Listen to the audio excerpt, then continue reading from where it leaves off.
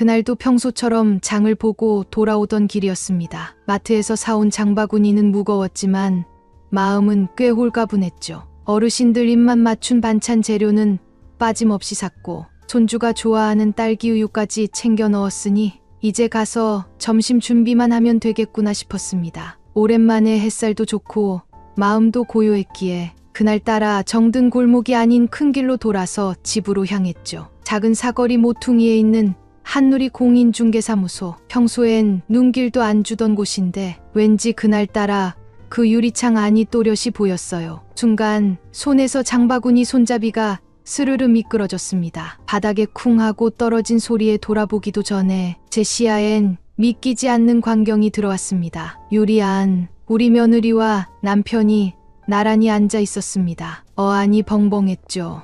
남편은 한쪽 어깨가 기울어져 있었고 표정은 멍했습니다. 며느리는 중개사에게 뭔가를 설명하는 듯 손으로 종이를 넘기고 있었어요. 그리고 가볍게 웃으며 고개를 끄덕이더군요. 한순간 세상이 멈춘 것 같았습니다. 속으로 수없이 되뇌었습니다. 아니겠지.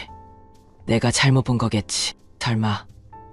그럴 리가 없어. 하지만 제 눈은 분명했습니다. 그곳은 공인중개사였고 며느리는 남편을 데리고 무언가 중요한 이야기를 하고 있었습니다. 저는 얼떨결에 사무실 옆 벽면으로 바짝 다가가 몸을 숨겼습니다. 심장은 귀까지 뛰었고 식은땀이 이마를 타고 흘렀습니다. 장바구니는 땅에 놓인 채 잊혔고 제 눈과 귀는 유리창 너머에 꽂혀 있었어요. 멀리서도 보였습니다. 서류 위에 떡하니 적힌 매매계약서라는 글자. 그 순간 며느리의 입에서 나온 말이 유리창을 뚫고 들리는 것 같았습니다. 입모양이 너무도 명확했으니까요. 이분이 본인 명의로 넘긴다고 하셨어요. 기억은 잘 못하시지만 분명히요. 제 무릎이 풀릴 뻔했습니다. 숨이 턱 막히고 머릿속은 새하얘졌습니다. 우리 남편, 물론 최근 들어 기억이 흐릿하고 말도 엉키긴 했지만 그런 판단을 할 만큼 심각한 상태는 아니었어요. 그런데 며느리는 지금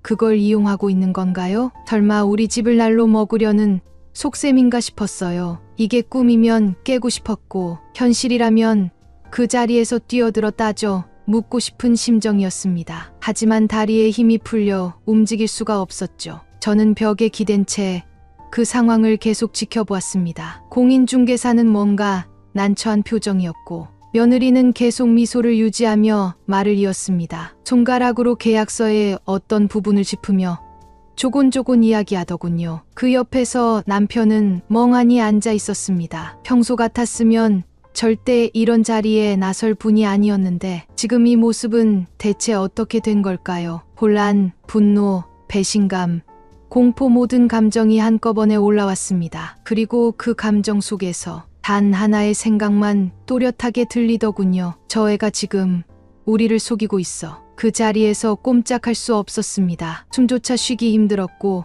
몸속 어딘가에서 자꾸만 차가운 기운이 올라왔습니다. 오래전 아이 잃고 병원 복도에 앉아 아무 말도 못하고 눈물만 떨구던 그날처럼요. 설마 저 애가 대체 무슨 짓을...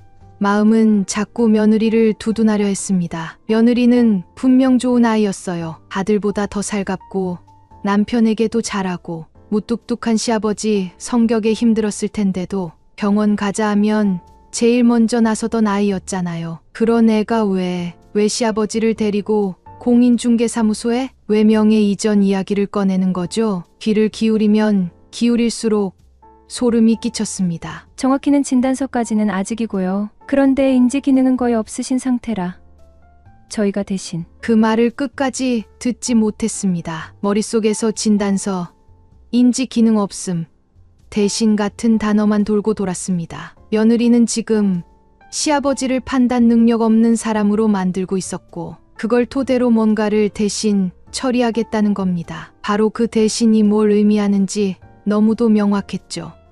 서류, 명의를 넘기는 서류, 우리 집, 이 집. 그날 아침 며느리는 제가 장 보러 간다고 하자 유난히 밝게 웃으며 말했었습니다. 어머니, 손주 어린이집 데려다주고 아버님 병원 모시고 갈게요. 신경 쓰지 마세요. 그리고는 제 손에 장바구니를 쥐어줬죠. 그 손이 따뜻했는데 그게 다 연기였던 건가요? 목이 말라왔습니다. 근처 편의점이라도 들어가 물을 사 마시고 싶은데 발이 떨어지지 않았습니다. 그 애가 무슨 말을 하는지 더는 들어야만 했어요. 하지만 동시에 듣기 싫기도 했습니다. 들으면 들을수록 제 마음은 무너지고 있었으니까요. 이 상황을 남편에게 바로 알려야 할까? 하지만 그는 지금 저 안에 앉아 있잖아요. 제게 무슨 일이 있는지도 모르고 그냥 앉아서 그 아이가 무슨 짓을 벌이고 있는지도 모른 채 갑자기 그동안 며느리가 했던 말과 행동들이 하나씩 떠올랐습니다. 며칠 전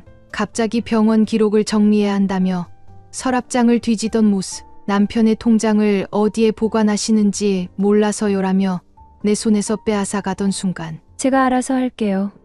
어머니는 쉬세요. 그 말이 왜 그렇게 익숙하면서도 불편하게 들렸는지 이제 알 것 같았습니다. 그 아이는 처음부터 준비하고 있었던 건 아닐까요? 남편이 조금씩 기억을 놓치기 시작하자 그 틈을 노리고 조용히 계획을 세운 거죠. 그리고 오늘 제가 없는 틈을 타 남편을 데리고 그 서류를 들고 이 자리에 온 겁니다. 너무도 의도적이고 계산된 움직임이었습니다. 심장이 비명을 질렀습니다. 너무 크게, 너무 아프게. 이대로는 안 된다는 생각이 들었습니다. 이걸 막아야 한다는 아주 깊은 곳에서 올라오는 본능 같은 신호. 그리고 아주 오래전 어머니가 해주시던 말씀이 떠올랐습니다. 가족이라고 다 믿으면 안 된다. 진짜 가족은 행동으로 보여주는 사람이야.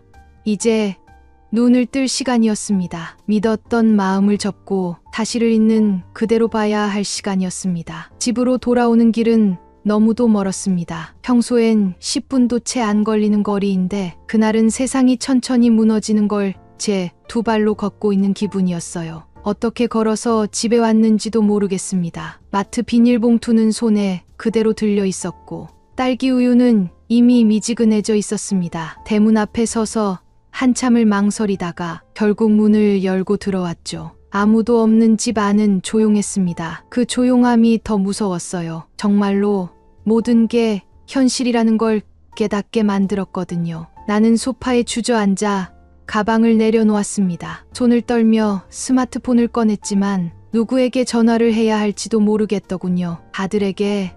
아니면 친정 언니에게? 아니, 지금은 아무한테도 말할 수 없었어요. 내가 본 그 장면을 말로 꺼내는 순간 정말 모든 게 사실이 되어버릴 것 같았으니까요. 내가 착각한 걸 수도 있잖아. 내가 지나치게 예민하게 받아들인 걸 수도 있어. 며느리 말처럼 그냥 병원 상담 차원일 수도 있고 공인중개사무소를 잘못 찾아간 것일 수도 있고 그럴 수도 있을까? 하지만 그때의 장면이 너무 또렷했어요. 며느리의 입술. 본인 명의로 넘긴다고 하셨어요. 기억은 못 하시지만요. 그 말은 어디서부터 시작된 걸까요? 기억을 더듬기 시작했습니다. 며느리가 변한 시점이 분명 있었거든요. 첫 번째 기억은 2달 전 남편이 약 봉투를 들고 와서는 이게 뭐였더라 하고 묻던 날. 그날 밤 며느리는 저 몰래 남편 약을 챙겨갔습니다. 어머니, 아버님 약은 앞으로 제가 챙길게요. 깜빡하시면 큰일 나요. 그 말에 고마워하면서도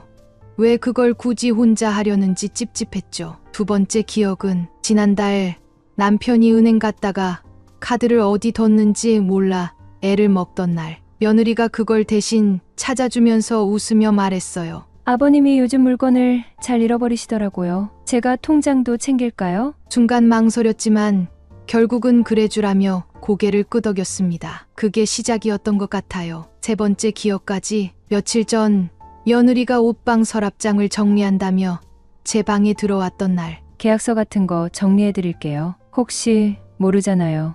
어르신들 건강도 있고. 그 말에 이상하게 가슴이 철렁했는데 그땐 그냥 효심이라 여겼습니다. 그런데 지금 보니 그 모든 순간들이 연결되어 있었습니다. 그 애는 아무도 모르게 조용히 그러나 치밀하게 움직이고 있었습니다. 남편의 상태를 점점 더 나빠지는 사람으로 만들면서 제가 못 믿을 사람처럼 느끼게 하면서 다시는 유일하게 믿을 수 있는 사람처럼 자리를 잡아갔어요. 그리고 오늘 그 마지막 퍼즐 조각이 눈앞에서 맞춰진 겁니다. 공인중개사무소, 명예 이전, 기억 못하는 사람, 그리고 대리 권한. 그 모든 조각이 지금 제 눈앞에서 완벽하게 한 그림으로 나타났습니다. 저는 멍하니 앉아 있다가 결국 손으로 얼굴을 감쌌습니다. 눈물이 나올 것 같았지만 지금은 울 수 없었습니다. 감정에 잠기기엔 지금 해야 할 일이 있었으니까요. 처음엔 정말 믿고 싶지 않았습니다. 설마 그 아이가 나한텐 그렇게 살갑고 시아버지께도 잘하고 무릎 수술로 거동 불편했던 날엔 퇴근 후에도 국 끓여 오던 아이였는데 그 아이가 설마 그렇게 뻔뻔하게 우리 가족을 이용하고 있었을까요? 하지만 모든 퍼즐이 딱 맞아떨어지고 나니 남는 건 더는 이심이 아니었습니다. 확신이었습니다. 내가 느낀 불안, 내가 흘려들었던 단서들 모두 다 정확했구나. 순간 손끝이 찬물에 담근 듯 시렸습니다. 그동안 내가 얼마나 무심했는지, 그 아이를 얼마나 믿었는지, 그 믿음이 얼마나 조용히 짓밟혔는지를 떠올리자 속이 뒤집어질 듯 했어요. 그렇다고 여기서 무너질 수는 없었습니다. 지금은 감정에 휩쓸릴 때가 아니라는 걸, 내가 아니면 이걸 막아줄 사람은 아무도 없다는 걸 너무도 잘 알고 있었습니다. 그래, 이젠 내가 나설 차례야. 그 아이가 오늘 공인중개사에게 건넨 서류가 어떤 건지, 실제 명예 이전이 가능한 상태였는지, 남편이 진짜 뭘 알고 있었는지 하나하나 확인해야 했습니다. 무작정 따지거나 소리칠 순 없었어요. 그건 내가 무너지겠다는 뜻이니까요. 이 판을 조용히 철저하게 파악하고 그 아이가 어디까지 계획했는지를 내 손으로 밝혀야 했습니다. 그러기 위해서 난 엄마가 아닌 시어머니로 서야 했습니다. 오랜 세월 나는 며느리를 딸처럼 대해줬다고 생각했습니다. 생일마다 케이크를 사다 주고 손주 어린이집 발표회도 같이 가고 어버이날이면 고맙다며 포스트잇 편지를 남겨주던 그 애, 그게 전부 연극이었을까? 아니면 시간이 지나면서 욕심이 커졌던 걸까? 어느 쪽이든 간에 이제 내가 해야 할 건 단 하나였습니다. 지켜보는 것, 말없이 들키지 않게 그 아이의 손끝이 어디를 향하고 있는지, 그 말 한마디 한마디에 어떤 의도가 숨어 있는지 눈을 부릅뜨고 확인해야 했습니다. 나는 핸드폰을 들고 조용히 통화 기록을 열었습니다. 며칠 전 며느리가 전화를 받으며 방으로 사라졌던 그 시간대 통화 기록이 무엇인지 알아내고 그녀가 통화한 번호를 인터넷에 검색해 보기로 했습니다. 어디까지 흔적을 남겼을까? 그 아이가 모르는 사이 내가 그 뒤를 쫓기 시작한 겁니다. 소파에 앉아 스마트폰을 들여다보던 제 손에 힘이 잔뜩 들어갔습니다. 마치 칼을 쥔 것처럼 말이죠. 이번엔 절대 당하지 않겠습니다. 가족이라는 이름으로 속이는 사람에게 이 집을 넘길 수는 없었습니다. 아들이 여자를 데려왔다는 소식을 처음 들었을 땐 솔직히 걱정이 앞섰습니다. 나이 30 넘도록 연애 한 번 제대로 안 했던 애가 갑자기 결혼하고 싶다는 말을 꺼냈으니 어미로선 당연한 반응이었겠지요. 어머니, 진짜 괜찮은 사람이에요. 얼굴만 보시면 아실 거예요. 그 말에 못 이긴 척 자리를 만들었고 우리 셋은 동네 국밥집에서 만났습니다. 그날 며느리는 아주 얌전한 얼굴로 손을 가지런히 모은 제 눈을 똑바로 보며 인사했습니다. 말투는 조심스럽고 눈빛은 선했죠. 어머님, 처음 뵙겠습니다. 부족한 사람이지만 잘 부탁드립니다. 그 말을 들은 순간 제 안에 있었던 긴장이 스르르 풀렸습니다. 말 한마디에 사람 마음을 누그러뜨리는 아이였어요. 과한 꾸밈도 없고 억지 웃음도 없는 그런 차분한 느낌이 괜찮다 싶었습니다. 그 뒤로 몇 번을 더 봤고 우리 집에도 왔다 갔다 하며 자연스럽게 자리를 만들었습니다. 밥상 차릴 때 슬쩍 도와주는 손길, 남편 말에 고개 끄덕이며 웃는 얼굴, 무엇보다 우리 아들 눈에서 그 애를 향한 애정이 또렷했죠. 그걸 보고 나니 마음이 조금은 놓였습니다. 적어도 우리 집에 들어올 사람이 막된 사람은 아니겠구나 싶었거든요. 결혼은 조용히 치렀습니다. 둘 다 30 넘은 나이라 호들갑도 없었고 식도 소박하게 사진 몇 장 찍고 끝냈죠. 그날 며느리는 하얀 정장 원피스를 입었는데 어찌나 단정하고 예쁘던지 진짜 복이다. 복 싶었을 만큼 말이에요. 시댁에 들어와 살림을 합친 후에도 큰 소리 한 번 안 내고 잘 적응했습니다. 남편이 말수도 없고 예민한 성격이라 새댁 입장에선 무척 어려웠을 텐데 그 아이는 투덜대는 일도 없이 묵묵히 아침상을 차리고 빨래를 개고 주말마다 대청소를 했어요. 어머니, 아버님 좋아하시는 북어국 끓여봤어요. 입맛에 맞으실지 모르겠어요. 북어국을 떠서 남편 앞에 내놓으며 웃던 그 얼굴 아직도 기억납니다. 남편은 말없이 국을 떠먹었고 다 먹고는 숟가락을 내려놓으며 한마디 했어요. 간은 잘 봤네. 그 말을 듣고 며느리는 환하게 웃었죠. 그때 제 가슴 속에선 뭔가 포근한 게 차올랐습니다. 아, 이 집에 사람 냄새가 돌기 시작했구나. 아들이 결혼해서 가장 잘한 일이 이 아이를 아내로 맞이한 거라고 생각했습니다. 물론 철없는 시누이들 입장에서야 시엄마가 너무 며느리 편 아니야 할 정도로 제가 챙기긴 했지만 그 아이가 그만큼 저를 편하게 해줬으니까요. 처음부터 거짓이었을까요? 아니면 시간이 흐르며 달라진 걸까요? 며느리는 결혼 후에도 늘 조용했습니다. 그렇다고 해서 차가운 아이는 아니었어요. 무슨 말을 해도 단정히 받아들이는 태도, 눈을 마주치면 어머님하고 대답하는 그 말투, 어디 하나 빈틈이 없었고 저는 자연스럽게 그 애를 딸처럼 대하게 되더군요. 정작 제 친딸은 결혼하고 나서 연락도 뜸해졌는데 며느리는 틈만 나면 부엌일을 거들고 명절에도 절대 힘든 내색을 하지 않았습니다. 친정에도 자주 가지 않았고요. 그러다 손주가 태어났을 때 그 애는 더없이 성숙한 엄마가 됐습니다. 어머님, 밤중에 아기가 계속 울어서 잠 못 주무셨죠? 죄송해요. 제가 더 조심할게요. 울며 토닥이던 그 모습, 지쳐 보이지만 절대 짜증내지 않던 그 눈빛이 가슴 깊숙한 데를 건드렸습니다. 그날 이후로 저는 자연스럽게 며느리에게 더 많은 걸 맡기게 되었어요. 약속이 있어 집을 비울 때도 아무 걱정 마세요. 어머님하고 배웅해주던 아이, 시장에 가서 장을 보고 오면 제가 먼저 정리할게요. 하고 봉투를 받아들던 아이, 그게 그렇게 고맙고 따뜻했습니다. 몇 해 전 제가 무릎 관절 수술을 했을 땐 며느리가 2주 동안 매일 병원에 왔습니다. 아들은 일이 바빠서 병문안 한 번 제대로 못했는데 며느리는 저녁마다 국거리를 싸들고 와서 무릎에 찜질을 얹어주고 밤에는 침대 옆에서 손을 잡고 잤죠. 그 아이 손이 얼마나 따뜻했는지 모릅니다. 그때 저는 정말 생각했습니다. 내가 친딸보다 더 좋은 며느리를 얻었구나. 남편 역시 그 아이에게 마음을 열기 시작했습니다. 겉으론 무뚝뚝했지만 며느리가 끓인 찌개는 꼭 다 비우고 밥을 먹으면서 종종 눈길을 주던 걸 저는 놓치지 않았습니다. 가끔 며느리는 남편의 어깨를 주물러 주면서 아버님, 요즘 어깨 더 결리세요?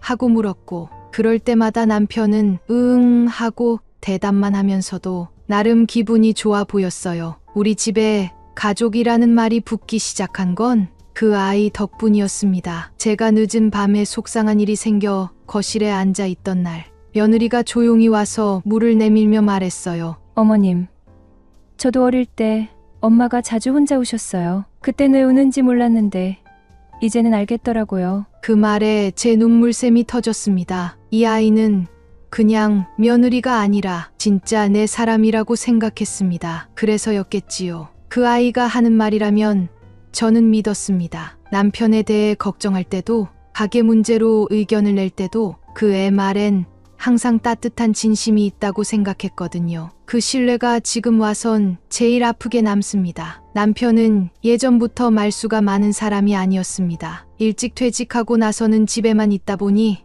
하루에 나누는 말이라고 해봐야 고작해야 몇 마디. 밥 먹었냐? 뉴스 봤냐?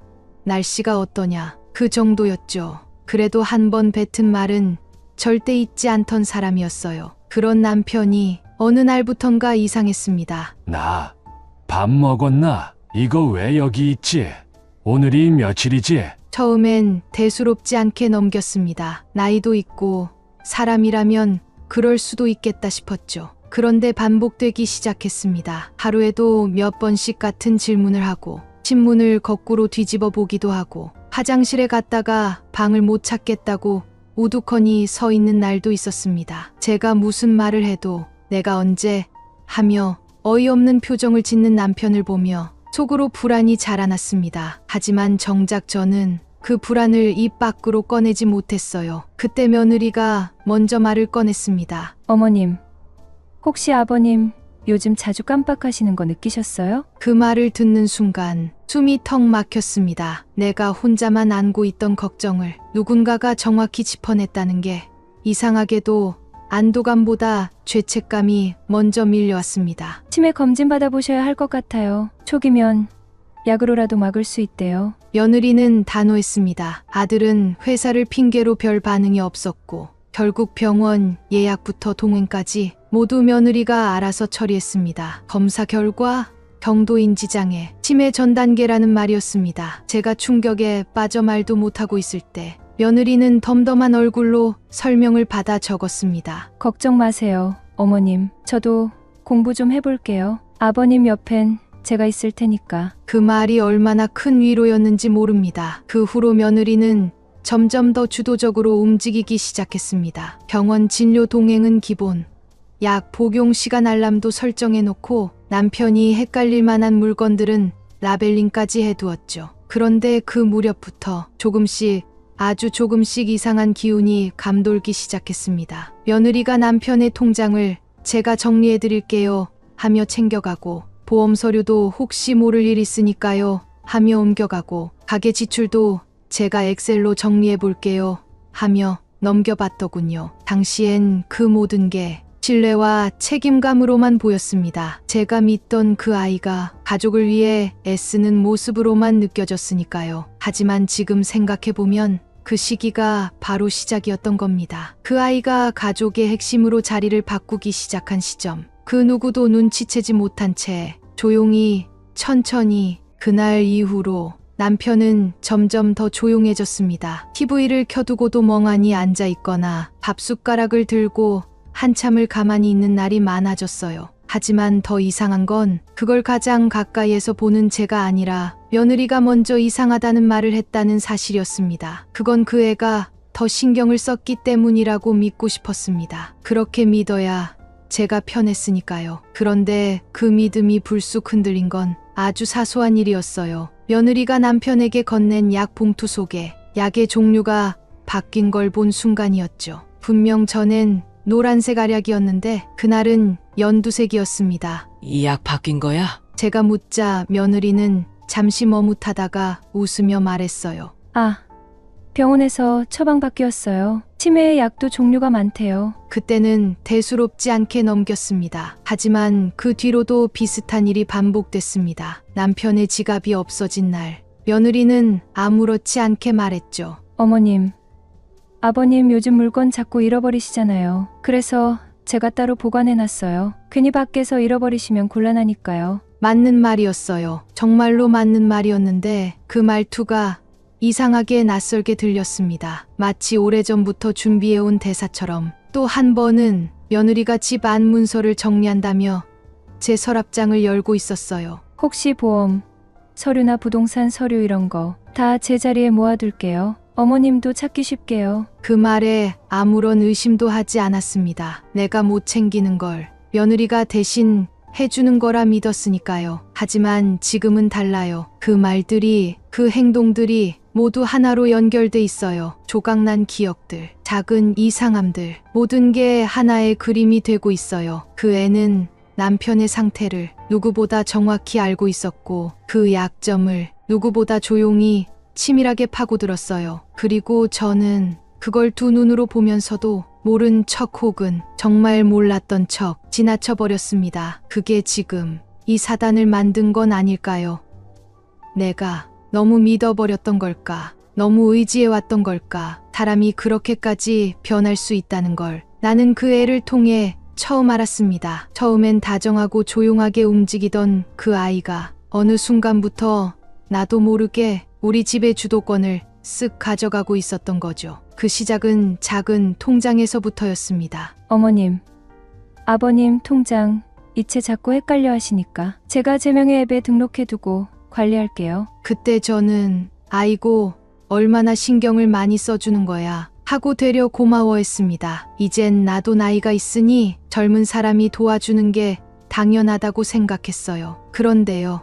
그게 얼마나 무서운 함정이었는지 그땐 몰랐습니다. 며느리는 통장만이 아니었습니다. 보험 청구도, 병원 진료 예약도, 심지어 공과금 자동이체 계좌까지 슬며시 바꿔놨더라고요. 어머님, 이게 더 편해요. 통합 관리하면 한눈에 보이고 어차피 제가 다 챙기니까요. 그 말투는 분명 다정했지만 그 속에 들어있는 건 통보였습니다. 이미 내가 처리했다는 완성형 말투. 나는 묻지도 결정하지도 않았는데 모든 게 끝나 있었습니다. 그러고도 저는 바보같이 그걸 고마워했죠. 며느리가 효녀 노릇하는 줄 알고 지인들 앞에선 자랑까지 했어요. 우리 며느리는 이런 것도 알아서 해줘요. 요즘 애들 같지 않다니까요. 그 말 이제는 뼈가 시릴 정도로 후회스럽습니다. 그러던 어느 날 남편의 손에 작은 봉투 하나가 들려 있었어요. 은행 봉투였습니다. 이거 뭐야? 하고 묻자 남편은 고개만 갸웃거렸죠. 그 애가 챙겨주던데 뭔진 잘 모르겠어. 그걸 받아 펼쳐봤더니 내 이름도 남편 이름도 없는 정기예금 해지 확인서였습니다. 예금주만 이응응, 며느리 이름이 찍혀 있었어요. 심장이 내려앉는다는 말. 그때처럼 정확했던 순간은 없었습니다. 이거 왜 내 이름이지? 며느리는 그걸 보더니 크게 놀라지도 않고 말했습니다. 아, 그거요? 제가 일단 제 계좌로 잠깐 옮겨놨어요. 요즘 금리가 워낙 낮아서 이율 좀 더 주는 상품으로 갈아타려고요. 아버님이 예전에 말씀하셔서. 그 말 정말 교묘했습니다. 잠깐 갈아타려고요. 아버님이 말씀하셔서. 이 세 단어가 사람을 방심하게 만드는 독이란 걸 그제야 깨달았습니다. 내가 허락한 적도 없고 남편이 이해한 것 같지도 않은데 이미 그 돈은 그 애 계좌로 흘러들어간 상황. 그날 밤 잠을 이룰 수 없었습니다. 나는 언제부터 이 집에서 아무 말도 못하는 사람이 됐을까요? 예전엔 모든 게 내 손안에 있었어요. 집안 살림, 남편 약속, 병원 예약, 심지어 아들 월급날도 내가 먼저 챙기던 사람이었습니다. 그런데 지금은요. 며느리가 모든 걸 쥐고 나는 그거 어떻게 됐니? 하고 묻는 입장이었어요. 며느리는 예전과 똑같은 미소를 지었지만 그 안에 있는 눈빛은 달랐습니다. 더는 나를 어머님이라 부르는 며느리가 아니었어요. 그 애는 이 집을 운영하는 관리자처럼 행동하고 있었습니다. 그 모든 변화는 언제부터였을까요? 아마 내가 그 애에게 딸처럼 대했다고 생각했던 그 순간부터였는지도 모릅니다. 나는 그 애에게 가족을 줬고 그 애는 그 가족을 이용해 내 자리를 서서히 지워갔습니다. 그날 돈을 하던 대로 동네 마트에 갔습니다. 콩나물 값이 싸길래 한 봉지 더 담고 계산대 줄에 서 있었죠. 그런데 마트 아주머니가 저를 힐끔 보더니 망설이는 눈빛으로 조심스럽게 말을 걸었습니다. 어머님 실례지만 며느님이 요즘 집 파실 생각 있으세요? 그 말에 손에 들고 있던 지갑을 떨어뜨릴 뻔했습니다. 네. 무슨 말씀이세요? 저도 모르게 목소리가 높아졌어요. 주변 사람들 몇몇이 고개를 돌려 저를 봤고 아주머니는 순간 당황한 듯 고개를 흔들며 수습하려 했습니다. 아니요. 그냥 며칠 전에 며느님이 공인중개사랑 뭘 이야기하던 걸 봐서요. 그게 혹시 이사 준비라도 하시는 건가 싶어서요. 아버님도 같이 계시고요. 심장이 두근거리는 소리가 귓가를 때렸습니다. 며칠 전 며느리가 남편을 데리고 나갔던 바로 그날 병원 가신다면서요? 네, 그렇다던데요. 그 아주머니는 더 이상 말을 잇지 않았지만 저는 이미 그날의 기억으로 달려가고 있었습니다. 며느리가 집을 나서기 전 저를 향해 환하게 웃으며 했던 말이 있었습니다. 어머님, 아버님 오늘 MRI 다시 찍으러 가요. 혹시 늦으면 먼저 점심 드세요. 그 말 거짓말이었던 걸까요? 마트에서 집으로 돌아오는 길이 그렇게 멀게 느껴진 적은 처음이었습니다. 머릿속은 멍했고 손에 들려있던 장바구니는 바닥에 질질 끌렸습니다. 그리고 바로 그 다음 날 더 큰 충격이 저를 기다리고 있었습니다. 남편이 진료받던 병원에서 전화가 왔어요. 통상적인 확인차 전화였는지 간호사 목소리는 밝았습니다. 영진 어르신 요즘 통원 치료 잘 받고 계시죠? 지난주엔 안 오셔서 다시 잡아드릴까 하고요. 그 순간 숨이 멎는 것 같았습니다. 지난주에 안 갔다고요? 며느리가 분명 병원 다녀왔다고 했는데요. 간호사는 조금 당황한 기색이었습니다. 아, 며느님이 데리러 오셔서 상담은 하셨는데 진료는 어르신 없이 진행이 안 돼서요. 이건 명백한 거짓말이었습니다. 아니, 명백한 조작이었어요. 그 애는 남편을 데리고 병원 간다며 나가서는 중개사무소에 가 있었고 병원에는 대리로 가서 혼자 상담을 했습니다. 그날 밤 저는 아무 말도 하지 못하고 방 한 구석에서 무릎을 꿇고 앉았습니다. 이제는 확신이 들었습니다. 그 애는 우리 가족의 상태를 자기 입맛대로 정리하고 있었고 그 과정을 자기 방식대로 설명하고 있었습니다. 나는 이제 어느 누구에게도 내 남편의 상태를 직접 설명해 줄 수 없는 사람이 되었고 모든 정보와 상황은 그 애의 입에서만 흘러나오고 있었습니다. 며느리, 아니, 그 애는 지금 모든 걸 준비하고 있습니다. 이 집을, 이 사람을, 그리고 나를 지워버리고 모든 걸 가질 준비를요. 그날 아침 며느리는 전처럼 부드러운 목소리로 말했습니다. 어머님, 오늘 보험회사에서 서류 하나 오기로 했어요. 제가 받을게요. 그 말이 귀에 닿기도 전에 등줄기로 소름이 쫙 끼쳤습니다. 왜 내가 받는다고 하지? 그 물음이 혀끝까지 올라왔지만 입을 열 수 없었습니다. 며느리는 이미 현관 앞에서 슬리퍼를 꺾고 있더군요. 오늘 아버님 약도 바뀌어서 제가 약국하는 길에 들를게요. 그러고는 제 대답도 듣지 않고 나갔습니다. 저는 소파에 앉아 조용히 손을 마주 잡았죠. 손끝이 떨리고 심장은 조급하게 뛰었습니다. 며느리의 말투에서 존중은 사라졌습니다. 그 애가 뭘 하겠다고 말할 땐 항상 이미 결정된 일이었습니다. 이제 그 애는 묻지도 않고 설명하지도 않고 그저 처리하고 나서 통보하는 사람이 됐습니다. 며칠 전엔 저 모르게 보험을 하나 해지해버렸습니다. 어머님, 그 실손보험료 아버님 나이에 맞지 않아서 정리했어요. 차라리 현금, 자산으로 돌리는 게 낫대요. 내가 뭔데 그걸 내 마음대로. 그 말을 꺼내려는 순간 며느리가 눈을 맞추며 말했습니다. 걱정 마세요. 제가 알아서 할게요. 그 말 걱정 마세요. 이제는 위로가 아니라 경고처럼 들렸습니다. 참견하지 마세요. 알아도 소용없어요. 이건 제 일이에요. 그 의미를 나는 너무 늦게 이해했습니다. 그날 밤 남편이 잠든 사이 저는 몰래 약봉투를 펼쳤습니다. 새로운 약들, 바뀐 처방, 그 안에 치매 진행 가능성 있음이라는 단어가 적혀 있었고 그 아래에 작게 보호자 상담 완료라고 적혀 있었습니다. 보호자? 누가요?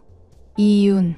며느리 이름이 또렷하게 적혀 있었어요. 그 순간 무릎이 휘청했습니다. 저는 남편의 아내입니다. 수십 년을 같이 살았고 누가 뭐래도 가장 가까운 사람이에요. 그런데 그 기록 속에 제 이름은 없었습니다. 아무데도요. 며느리는 보호자였고 저는 그냥 그 집에 사는 노인이었습니다. 그날 밤 저는 남편에게도 아들에게도 말하지 못한 채 혼자 밤새 흐느꼈습니다. 소리 없이 아무도 모르게 방 한 구석에서 무릎을 끌어안고 내가 없는데도 모든 일이 결정되고 있다는 사실.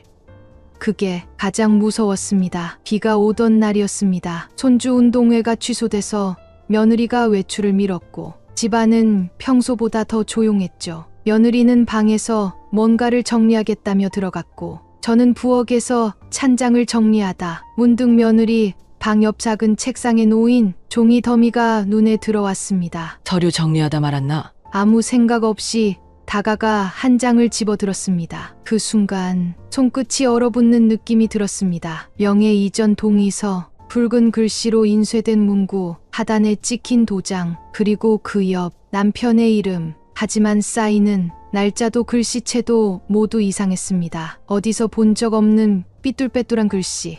남편의 손글씨가 아닌 게 분명했죠. 숨을 들이쉬고 다른 서류를 넘겼습니다. 부동산 매매 계약서 초안, 사전 위임장 사본, 건강상 판단력 결여로 인한 법률적 대리 진행 참고 자료. 그 밑엔 수첩이 하나 있었습니다. 얇은 메모장이었고 맨 앞장에 손글씨로 적힌 메모가 보였습니다. 9월 2주차 진명의 정리 완료 예정. 제출 전 아버님 인감 확인, 중개사 사전 통화 마무리, 그 밑엔 계약금 입금 날짜 확인할 것이라는 문장이 있었습니다. 그 순간 머릿속에서 무언가 쾅 하고 터졌습니다. 이건 우연이 아니었습니다. 이건 준비된 시나리오였습니다. 며느리는 남편이 기억을 잃어가고 있다는 점을 이용해 문서상의 권한을 확보하려 했고, 심지어 계약금 입금까지 논의하고 있었습니다. 이건 단순한 걱정도 배려도 아니었습니다. 이건 계획된, 철저히 계산된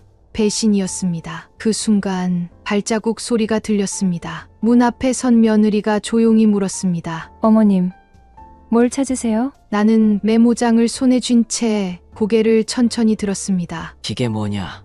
내 목소리가 너무 낮고 차가워서 내가 낸 것 같지 않았습니다. 며느리는 놀란 표정을 하더니 곧이어 웃으며 말했습니다. 아, 그거요? 제가 아버님 서류 미리 정리해 보느라 중개사분이 필요하다고 해서 예시로 받아본 거예요. 그 말 너무도 능숙했고 너무도 부드러웠습니다. 하지만 나는 그 눈빛 속에서 처음으로 진짜 얼굴을 본 것 같았습니다. 그 애는 더 이상 나의 며느리가 아니었습니다. 이 집을 내 거지라 여기는 사람. 그리고 그걸 위해 가족을 도구로 쓰는 사람. 이제 나는 알아야 했습니다. 그 아이가 어디까지 손을 뻗었고 이 가정을 어디까지 무너뜨리려 했는지를. 그날 밤 잠을 이룰 수 없었습니다. 머릿속에선 낮에 보았던 메모와 서류가 수없이 반복 재생됐습니다. 며느리의 손글씨, 계약서 복사본, 계약금 입금 예정이라는 메모의 압박감이 숨을 쉴 수 없을 만큼 조여왔어요. 이대로는 안 되겠다 싶었습니다. 더 이상 가만히 있는 건 내 손으로 우리 집을 내주는 거나 다름없다는 생각. 그래서 이튿날 며느리가 아침을 준비하는 부엌으로 조용히 다가갔습니다. 우리 얘기 좀 하자. 제 말에 며느리는 뒤를 돌아보다 순간 멈칫했습니다. 그 눈빛 분명 긴장하고 있었어요. 하지만 곧 평소의 그 웃음으로 얼굴을 감쌌습니다. 네, 어머님, 무슨 일이세요? 저는 손에 들고 있던 메모장을 테이블 위에 툭 던졌습니다. 이게 뭐야? 순간 그 아이의 눈이 흔들렸습니다. 손은 분주히 설거지를 계속하는 척했지만 목소리는 떨렸죠. 아, 그거요? 그냥 정리 좀 해보려던 거예요. 실제 진행한 건 아니고요. 혹시라도 아버님 상태가 더 나빠지면 대비해야 하니까. 대비. 제 목소리는 점점 낮고 뻣뻣해졌습니다. 내 남편이야. 그 사람 상태가 어떤지, 뭘 해야 할지 내가 결정해. 며느리는 고개를 숙인 채 수건으로 손을 닦으며 중얼거렸습니다. 전 그냥 도와드리려던 건데요. 도와? 제가 그 말을 되뇌었을 때 가슴에서 무언가 끌어올랐습니다. 그럼 그 계약서는 뭐고 그 인감 서류는 또 뭐야? 내 남편 도장도 내가 받아냈지? 기억도 잘 못하는 사람한테. 며느리는 그제야 고개를 들었습니다. 표정엔 당황이 섞여 있었지만 어딘가 단단히 계산된 감정 조절이 느껴졌어요. 어머님, 저 그런 의도 아니었어요. 저도 무섭고 앞으로 어떻게 될지 걱정돼서 그런 거예요. 그 말의 순간 어이없는 웃음이 새어나왔습니다. 걱정. 그럼 그 돈들은 왜 내 계좌로 들어갔어? 왜 내가 모르는 보험을 해지했니? 왜 병원에서 널 보호자라고 불러? 며느리는 입술을 꼭 다물었습니다. 어디서부터 대답을 할지 몰라 우왕좌왕하는 모습이 오히려 분노를 더 자극했습니다. 내가 내 엄마도 아니고 내가 내 딸도 아니야. 하지만 난 너 믿었어. 어미처럼. 그 내가 그렇게 만만했니? 내 남편을 내 돈줄로 봤니? 그 순간 며느리의 눈동자 깊숙한 곳에서 흔들리는 무언가가 보였습니다. 죄책감이 아니라 예상이 빗나갔다는 불안함 같은. 나는 확신했습니다. 이 아이는 우릴 지키려던 게 아니라 지배하려 했다는 걸. 제가 말을 마치자 며느리는 그대로 고개를 숙였습니다. 한동안 아무 말도 없더니 갑자기 두 손으로 얼굴을 가리고 흐느끼기 시작했습니다. 어머님, 전 정말 그런 의도 아니었어요. 흐느낌은 점점 커졌고 눈물이 손등을 타고 떨어졌습니다. 그 모습이 너무 갑작스러워 저도 모르게 한 걸음 물러섰습니다. 정말로 잠깐이지만 순간 흔들렸습니다. 이 아이가 진짜 그런 마음이었을까? 내가 너무 몰아붙였던 건 아닐까? 혹시 정말 가족을 위한 마음이었는데 내가 오해한 건 아닐까. 며느리는 눈을 붉힌 채 손수건으로 눈물을 닦으며 중얼거렸습니다. 저 진짜 노력했어요. 아버님 병원도 제가 알아보고 약도 하나하나 챙겼고 보험사 전화하면서 몇 번이나 욕도 먹었어요. 그런 거 어머님 모르시잖아요. 저 혼자 했어요. 다. 목소리가 떨렸고 표정은 처절했습니다. 제 안에서 뭔가 찢어지는 느낌이 들었습니다. 분명히 그 아이가 해준 것도 맞아요. 나 대신 해준 게 많았습니다. 그 시간 동안 저는 편하다는 이유로, 어머니란 이유로 너무 많은 걸 맡겨버렸죠. 그런 제 자신이 그 순간 너무 부끄러워졌습니다. 하지만 그 감정은 오래가지 않았습니다. 며느리의 눈물 끝에 이상한 문장이 걸려 있었습니다. 근데요. 어머님, 저도 이 집 식구잖아요. 순간 등줄기를 타고 차가운 전기가 흘렀습니다. 이 집 식구. 그 말이 너무도 정확하게 날카로웠습니다. 그 아이가 지금 지키고 싶은 건 우리 가족이 아니라 자신의 자리였다는 게 느껴졌어요. 그 아이가 원한 건 이 집의 주인 자리를 자기 손으로 확실히 붙잡는 거였고, 그게 가능하려면 남편은 판단을 못해야 했고 나는 침묵해야 했던 겁니다. 나는 눈물을 흘리는 며느리를 한참 동안 바라봤습니다. 그 눈물 뒤에 숨은 계산을 조용히 들여다보듯이. 그리고 작게, 낮게, 단단히 말했습니다. 너무 울지 마라. 이 집에서 정말 누가 가족이었는지는 곧 알게 될 테니까. 며느리는 그 말에 눈을 치켜들더니 다시 눈을 숙였습니다. 울음이 멈췄지만 그 얼굴엔 분명히 패배감도 미안함도 없었습니다.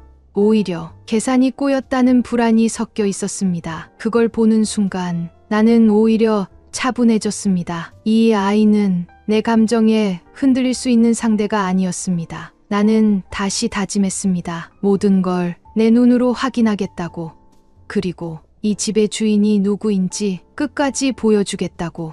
며느리와의 말싸움이 채 끝나기도 전에 현관문 열리는 소리가 들렸습니다. 아들이 퇴근을 일찍 한 모양이었습니다. 나는 순간 이제야 모든 게 정리되겠구나 싶었습니다. 적어도 이 아이가 나와 남편 사이에서 그 정도는 해주리라 믿었거든요. 엄마, 무슨 일이야? 아들은 부엌으로 들어와 울먹이는 며느리의 얼굴과 굳은 제 얼굴을 번갈아 보며 물었습니다. 며느리는 아주 짧은 순간 그 특유의 눈빛을 장착했습니다. 그리고는 아들의 팔을 붙잡고 말했어요. 자기야, 나 그냥 좀 서운해서 그래. 요즘 어머님이 많이 예민하신 것 같아. 아버님 일도 그렇고. 그 말이 떨어지는 순간 가슴이 꽉 막히는 기분이었습니다. 예민하다고? 서운해서? 지금 이게 서운함으로 퉁칠 일이냐고. 그 애가 내 아버지 명의로 된 집을 몰래 팔려고 했어. 내 말에 아들의 얼굴이 굳었습니다. 뭐라고? 공인중개사랑 계약서까지 준비하고 있었고 명예 이전 동의서에 도장도 받아냈어. 너 그 사실 알고 있었니? 아들은 아무 말도 못한 채 며느리를 바라보았습니다. 며느리는 눈을 피하지도 않았습니다. 오히려 당당하게 말했습니다. 아버님 기억력 많이 떨어졌잖아. 집도 크고 유지비도 많이 드는데 그냥 좀 더 현실적으로 정리하자는 생각이었어요. 어머님은 그런 부분 잘 모르시니까. 그 순간 내가 잘 모르는 사람이 되었습니다. 내가 평생 지켜온 이 집, 내가 밤새 뜬 눈으로 지킨 내 남편의 모든 것들을 나는 모르는 사람이 되어버렸습니다. 너 지금 나한테 이 집이 내 손에 있어야 한다고 말하는 거니? 며느리는 대답 대신 아들의 팔을 꼭 쥐었습니다. 눈빛엔 또 그 불쌍한 표정이 서려 있었어요. 아들은 난처한 얼굴로 저를 향해 말했습니다. 엄마, 며칠만 좀 서로 진정하시고 얘기해요. 지금 너무 감정적으로 다들 흥분하신 것 같아요. 그 말을 듣는 순간 심장이 멈추는 듯 했습니다. 감정적? 흥분. 나는 낮게 웃었습니다. 피가 거꾸로 솟구치는 느낌이었습니다. 내가 흥분한 게 아니야. 이건 내 아버지를, 너를 낳아준 그 사람을, 그리고 나를 하나하나 지워가던 계획이야. 아들은 여전히 고개를 끄덕이지 않았습니다. 그 순간 나는 알았습니다. 지금 이 자리에서 믿고 있는 건 내 말이 아니라 며느리의 눈물이라는 걸. 나는 완전히 고립되었습니다. 이 집에서 나를 지지하는 사람은 아무도 없었습니다. 그런데도 나는 무너지지 않았습니다. 왜냐하면 그 순간부터 나는 더 이상 가족에게 말하는 사람이 아니라 진실을 증명하러 가는 사람이 되었기 때문입니다. 그날 밤 방에 누웠지만 눈을 감을 수 없었습니다. 아들의 말이 머릿속을 계속 울렸습니다. 서로 감정 좀 가라앉히고 얘기하자. 내가 지금 무슨 억지를 부리고 있는 사람처럼 들렸습니다. 내가 이 집을 지켜온 사람이고 그 아이 아버지를 30년 넘게 곁에서 돌본 사람인데도 이제 더는 말로 설득할 수 없다는 걸 알았습니다. 아들은 이미 그 아이의 눈물에 젖어 있었고 그 아이는 계산된 감정을 무기 삼아 모든 걸 덮으려 했습니다. 그렇다면 내가 해야 할 건 하나뿐이었습니다. 증명해야 한다. 말이 아니라 증거로 모든 사실을 내 손으로 밝혀야 했습니다. 아침이 밝기도 전에 나는 현관을 나섰습니다. 남편은 여전히 잠들어 있었고 며느리는 밤새 울던 얼굴로 조용히 방 안에 있었습니다. 그 얼굴을 다시 마주보고 싶지 않았습니다. 택시를 타고 가장 먼저 간 곳은 병원이었습니다. 남편이 최근까지 다녔던 신경정신과 보호자 맞으시죠? 며느님이랑 다르게 성함이 안 올라와 있어서요. 간호사의 말에 순간 당황했지만 곧바로 남편의 가족관계를 증명할 수 있는 서류를 꺼냈습니다. 그 아이는 며느리예요. 저는 그 사람의 아내입니다. 직접 확인하고 싶어서 왔습니다. 의사는 조심스럽게 진료 기록을 보여줬습니다. 거기엔 보호자이 며느리 이름이 정확히 적혀 있었고 최근 상담 내용과 함께 치매 가능성 있음 서류 준비 중이라는 문장이 있었죠. 이 서류 준비 중이라는 건 뭔가요? 제가 묻자 의사는 한참 망설이다 말했습니다. 며느님께서 혹시라도 법적 대리나 위임 필요할 수 있다고 하셔서 사전적으로 상담을 요청하셨습니다. 아직은 정식 진단은 아니지만 어르신 판단력이 부족한 부분은 확실히 보입니다. 그 말에 머릿속이 하얘졌습니다. 며느리는 이미 한참 전부터 남편의 상태를 법적으로 무력화시킬 준비를 하고 있었던 겁니다. 병원을 나와 곧장 공인중개사무소로 향했습니다. 며칠 전 며느리가 들어갔던 그곳 한누리 공인중개사무소.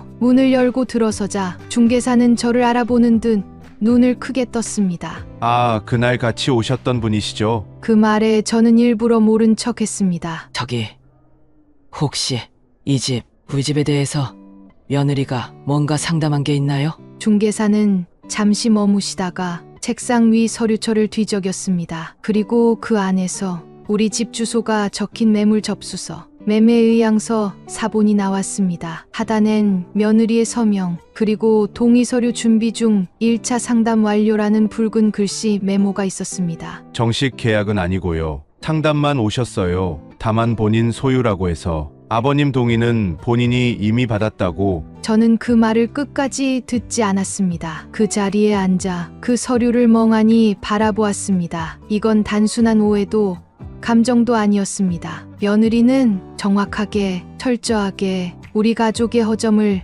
파고든 범죄자였습니다. 나는 천천히 숨을 들이쉬고 조용히 일어섰습니다. 그 서류 복사본 주시겠어요? 법적으로 확인이 필요해서요. 중개사는 당황했지만 제 표정을 보고 아무 말도 못했습니다. 복사본을 손에 쥐는 순간 이제 이 싸움은 다시 시작된 거나 마찬가지였습니다. 문을 여는 순간 집 안 공기는 묘하게 달라져 있었습니다. 아무도 말을 하지 않았지만 분명 모두가 눈치채고 있었죠. 무언가 돌이킬 수 없는 흐름이 시작되었다는 걸. 현관에 발을 들이자 부엌 쪽에서 며느리와 아들이 조용히 식사를 하고 있었습니다. 남편은 거실 소파에 앉아 리모컨을 들고 채널만 계속 돌리고 있었습니다. 하지만 어느 채널도 집중하지 못한 얼굴. 그 모습이 더 안쓰러웠죠. 나는 조용히 식탁 앞에 다가가 가방을 열었습니다. 그 안에는 내가 오늘 하루 동안 손에 쥔 진실이 담겨 있었습니다. 공인중개사무소에서 받은 매매계약서 사본,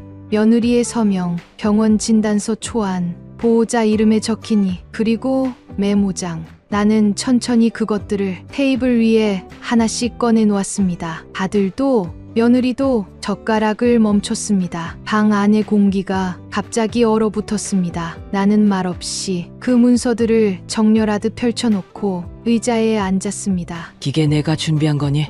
내 목소리는 낮았지만 그 어떤 때보다 무거웠습니다. 며느리는 손을 무릎 위에 놓고 고개를 들지 못했습니다. 아들은 눈을 깜빡이며 서류들을 바라봤습니다. 엄마, 이게 뭐예요? 나는 아들을 보며 말했습니다. 내 아내가 내 아버지 명의로 된 집을 팔려고 했어. 이미 매물 접수했고 중개사와 계약도 진행 중이야. 그럴 리가 없어요. 설마. 아들의 목소리는 떨렸고 며느리는 조용히 숨을 들이쉬더니 말했습니다. 그건 단지 상황을 고려해서 미리 준비해 본 거예요. 정말 진행하려던 건 아니었어요. 그냥 혹시 몰라서. 혹시 몰라서 아버지 도장까지 받아놨어? 변에 가서 보호자 이름도 내 이름으로 바꿔놨어? 공인중개사한테 계약금 일정까지 정해놨어? 나는 한 문장 한 문장 정확히 명확히 말했습니다. 며느리는 얼굴이 창백해졌고 아들은 점점 숨을 고르지 못하는 표정이 되었습니다. 엄마, 이게 진짜예요? 나는 대답 대신 메모장을 그의 앞으로 밀었습니다. 거기엔 며느리의 글씨로 9월 2주차 명예 정리 완료 예정, 계약금 입금 확인, 인감 서류 동선 체크 라는 말들이 또박또박 적혀 있었죠. 그 순간 방 안의 모든 소리가 멎었습니다. TV 소리도 냄비 속 끓는 물소리도 모두 멈춘 것처럼 느껴졌습니다. 그리고 나는 말했습니다. 나는 지금 내 아버지를, 우리 가정을 빼앗기고 있는 중이야. 그걸 너희 둘은 알고 있었니? 며느리는 입을 열지 못했고 아들은 혼란에 빠진 눈빛으로 두 사람 사이를 번갈아 보기만 했습니다. 며느리는 여전히 고개를 들지 못했습니다. 아들은 그런 며느리를 바라보며 점점 그 얼굴에 스스로도 낯설다는 듯한 표정을 띄웠습니다. 자기야, 이게 정말 다 사실이야? 그 순간 나는 마지막 패를 꺼냈습니다. 가방 깊숙한 곳에서 작은 녹음기를 꺼냈습니다. 며칠 전 공인중개사무소에서 중개사와 짧게 나눈 대화를 혹시 몰라 녹음해뒀던 것이었죠. 나는 조용히 녹음기를 재생했습니다. 며느님께서 아버님 명의 이전 준비 중이라고 하셨고요. 계약금은 다음 주 초쯤이라. 아직 정식 계약은 아니라 하셨죠.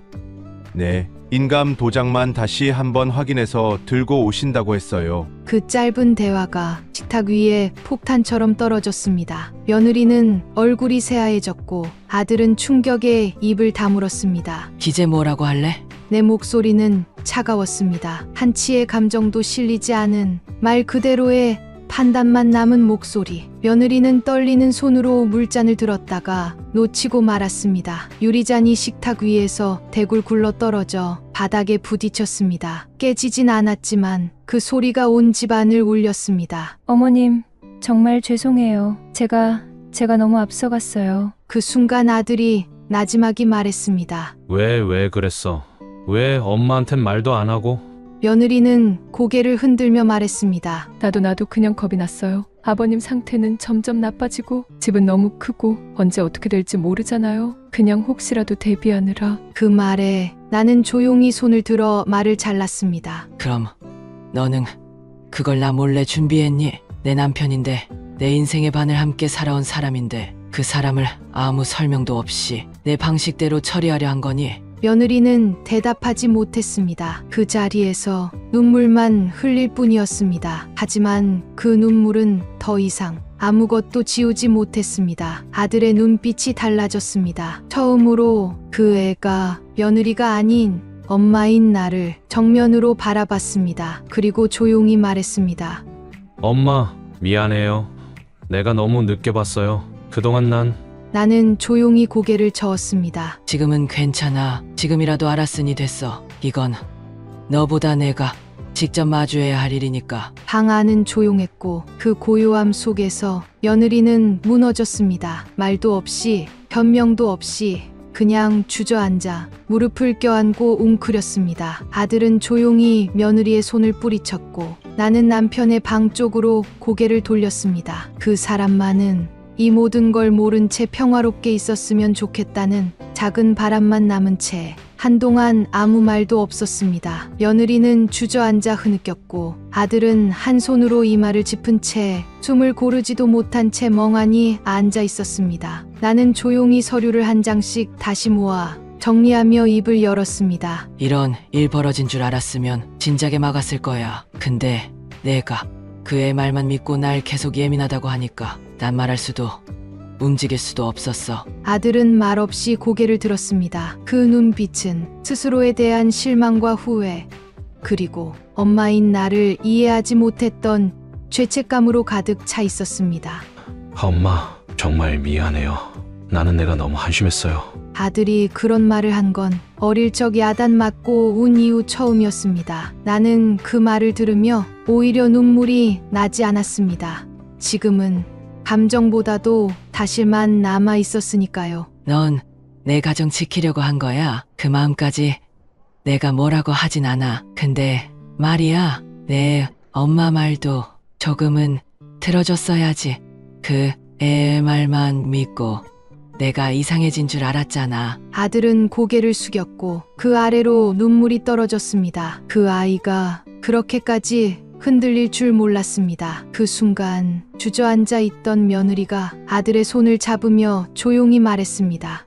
자기야, 정말 미안해. 나 그냥 무서웠어. 혹시라도 어머님이 갑자기 병원 결정하시고 우리도 집에서 나가야 하면 그런 게 겁났어. 아들은 멍하니 손을 잡힌 채 있더니 천천히 며느리의 손을 풀었습니다. 그럼 그런 생각이 들면 엄마한테 말했어야지. 상이라도 했어야지.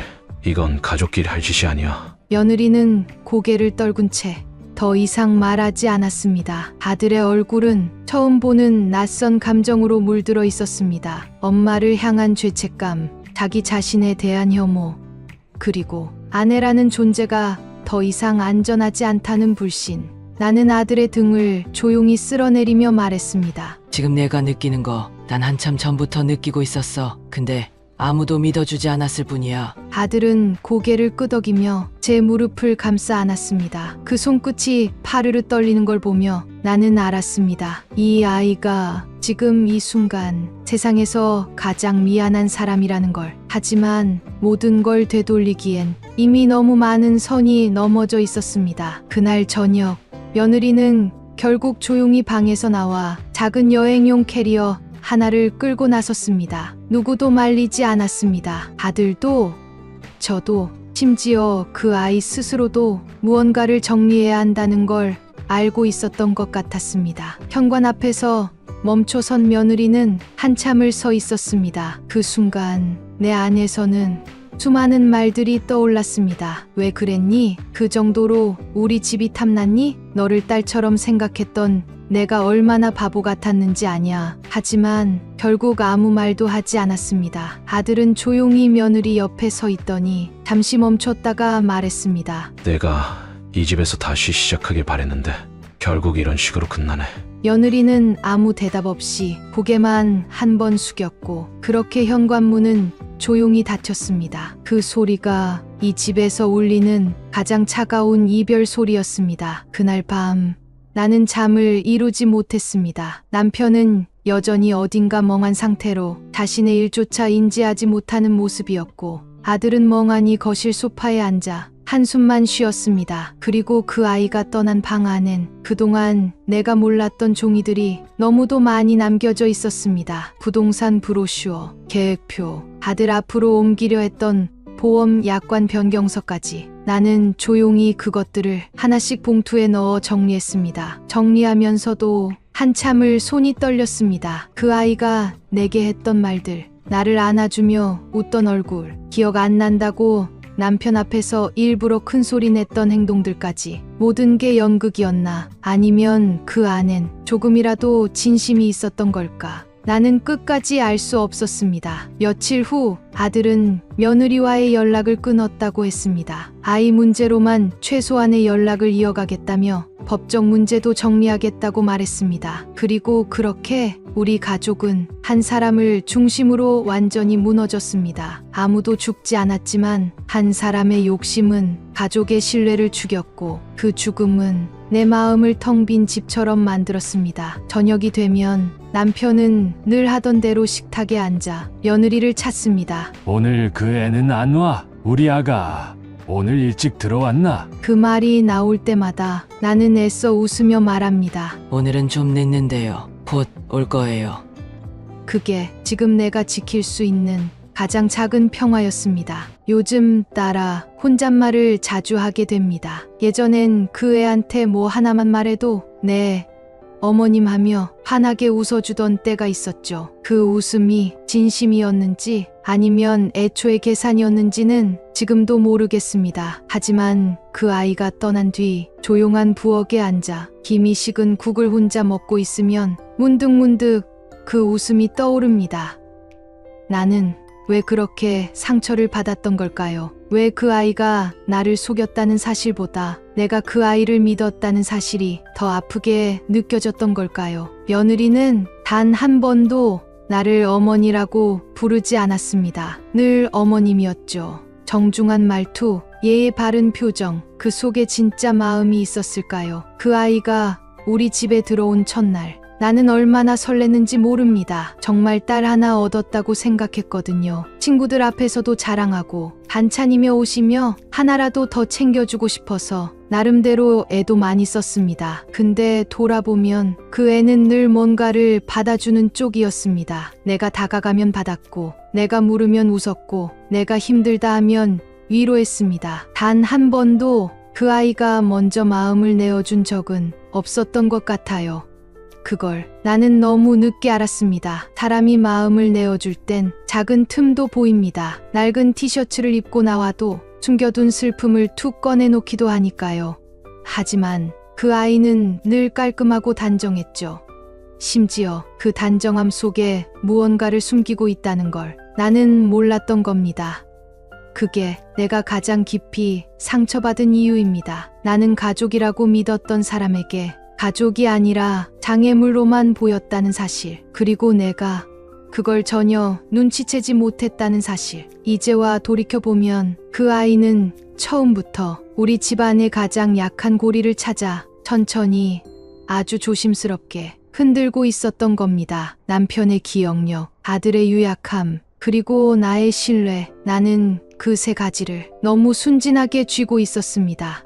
그래서 나는 지금 이토록 상처받은 겁니다. 사랑보다 믿음이 배신당했을 때가 사람 마음이 더 아프다는 걸 이 나이가 되어서야 또 배웠습니다. 지나고 나니 보이는 것들이 참 많습니다. 그때 왜 몰랐을까 싶을 만큼 명확한 조짐들이 곳곳에 숨어 있었더라고요. 처음으로 의심이 들었던 건 남편이 병원에 다녀온 날이었습니다. 아버님, 요즘 기억력 많이 떨어지셨죠? 혹시라도 안전사고 생기면 어쩌나 걱정이에요. 그 말 당시엔 며느리가 남편을 걱정해 주는 줄 알았죠. 하지만 지금 돌이켜보면 그 말은 경고였던 겁니다. 이미 남편 상태를 의료기록으로 체크하고 있었던 거겠죠. 그리고 한 번은 이런 적도 있었어요. 어머님, 혹시 아버님 인감도장은 어디 두셨어요? 당시에는 등기부등본 관련해서 내가 잘 모른다고 했더니 자기가 한번 알아보겠다며 자연스럽게 물었었죠. 그 질문이 그저 부동산 지식이 많은 며느리의 실용적인 접근이라고 난 그렇게 생각했습니다. 그런데 그게 시작이었더라고요. 집 보험을 바꾸자고 했던 일도 있었고 남편 앞으로 되어 있던 간단한 적금 계좌도 왜인지 관리가 필요하다며 인터넷 뱅킹으로 정리하자고 했던 적도 있었습니다. 나는 그 모든 걸 착한 며느리의 살뜰한 살림으로만 봤습니다. 그리고 지금도 떠오릅니다. 한 번은 남편이 갑자기 집 주소를 잊어버리고 택시 기사님께 말 못하던 날, 며느리는 이렇게 말했죠. 어머님, 이젠 진짜 준비하셔야 해요. 언제까지 이렇게 사시겠어요? 그 말, 나는 그 말이 노후를 대비하자는 말인 줄 알았어요. 하지만 사실 그건 이 집을 정리할 때가 됐다는 뜻이었던 겁니다. 지금 생각하면 그 애는 처음부터 계획하고 있었던 것 같습니다. 한 발, 한 발, 아주 천천히, 하지만 정확하게 내가 잘 모르는 척하면 제가 도와드릴게요 하고 나섰고, 남편이 무언가 잊으면 이젠 보호자 역할이 필요해요 하며 나섰고, 아들이 모르면 엄마가 좀 예민하세요 하며 고개를 갸우셨습니다. 그 작은 순간들, 내가 그냥 넘겼던 그 말과 표정들 속에 이미 수많은 복선이 깔려 있었습니다. 그걸 왜 그때는 몰랐을까요? 왜 그토록 나는 그 아이를 믿고 싶었을까요? 아마 내가 나이가 들었기 때문일 겁니다. 늙고 의심보다는 믿음을 선택해야 편한 나이가 되니 나 스스로 괜찮을 거야 하고 안심하는 쪽으로만 해석했던 거죠. 하지만 이제는 압니다. 믿음이란 그 사람이 만들어낸 행동에서 나와야 하는 거고 내가 편하자고 만든 환상에서 나오는 게 아니라는 걸. 그걸 너무 늦게 배웠습니다. 요즘은 하루가 참 느리게 갑니다. 남편은 거의 말을 하지 않습니다. 간단한 대화는 가능하지만 조금만 길어지면 금방 헤매고 말죠. 여긴 어디야? 오늘이 몇 월 며칠이지? 그 애는 언제 온대? 그 애, 그 입에서 아직도 며느리 이름이 나올 때면 나는 웃어야 할지 울어야 할지 잘 모르겠습니다. 오늘은 좀 늦는데요. 요즘 일이 많대요. 나는 그렇게 말하며 남편 앞에 국을 놓고 옷을 갈아입히고 약을 챙깁니다. 남편은 그런 나를 때로는 알아보고 때로는 모릅니다. 아들이 가끔 와서 이불을 들고 안방에 눕는 날이 있습니다. 그런 날엔 한참을 멍하니 천장만 바라보더니 조용히 묻습니다. 엄마, 그냥 우린 왜 이렇게 됐을까? 그 말에 나는 아무 대답도 못합니다. 우리가 이렇게 된 이유가 단 하나 때문은 아니었을 테니까요. 사람과 사람 사이엔 수많은 갈피가 있고 그 사이에 작은 균열이 생기고 그게 쌓이고 쌓이다 결국 한 번의 파열음으로 터지는 겁니다. 아들은 여전히 그 애와 연락을 하지 않고 있습니다. 손주는 보고 싶지만 어디에 있는지조차 알지 못합니다. 어쩌면 그 애는 정말로 가족이 되려는 마음이 처음부터 없었던 걸지도 모릅니다. 아니면 그 마음이 있었는데 세상이, 욕심이 그걸 삼켜버렸던 걸까요? 나도 이제 잘 모르겠습니다. 그래서 요즘은 내가 할 수 있는 것만 하려고 합니다. 남편 옆에서 따뜻한 밥 한 끼 챙기고 햇빛 좋을 땐 손잡고 동네 한 바퀴 돌고 밤에는 옛날 드라마 소리를 켜놓고 소파에 기대어 눈을 붙입니다. 누군가는 그런 나를 보고 참 고생 많으시다고 말합니다. 하지만 이제 고생이라는 말도 그리 크게 들리지 않습니다. 내가 감당해야 할 몫이라면 그저 조용히 묵묵히 견디는 수밖에 없으니까요. 남편이 오늘은 내 이름을 정확히 불렀습니다.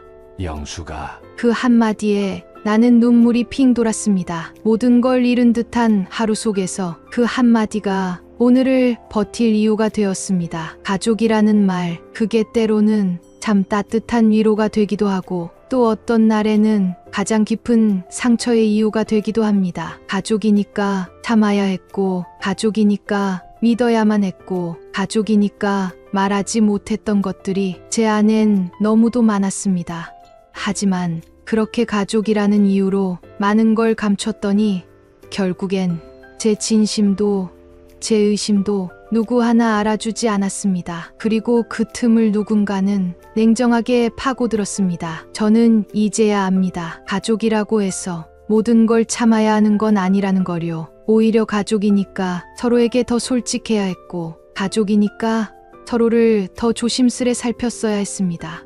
사랑은 무조건적인 포용이 아니라 끊임없이 확인하고 다듬어야 하는 관계라는 걸 이제야 배웁니다. 지금도 제 남편은 하루에도 몇 번씩 저를 잊었다가 어느 날은 제 이름을 또렷이 부릅니다. 그 한마디에 저는 오늘도 하루를 살아냅니다. 그 애가 떠나고 아들은 말수가 줄고 손주는 볼 수 없게 되었지만 그래도 저는 오늘 조용히 밥을 짓습니다. 누군가 다시 문을 열고 들어와 어머님, 저 왔어요. 하고 웃어줄 일은 없겠지만 그래도 이 집은 그렇게 살아왔던 추억이 있는 집이고 이 사람은 제가 절반의 인생을 걸어온 사람입니다. 그래서 저는 오늘도 이 집에서, 이 식탁에서 조용히 남은 하루를 시작합니다. 시청자 여러분, 가족이라는 이름은 그 자체로 아름답지만 그 이름을 지키기 위해 얼마나 많은 침묵과 고통이 필요한지도 우리는 알아야 하지 않을까요? 당신이라면 저처럼 살았을 때 어떤 선택을 하셨을까요? 그 답은 모르겠지만 저는 이 모든 걸 겪은 지금 더 이상 스스로를 속이지 않기로 다짐했습니다. 내 마음의 목소리를 외면하지 않기로, 가족이라는 이유로 나를 버리지 않기로. 그게 제가 지금 할 수 있는 가장 큰 용기입니다.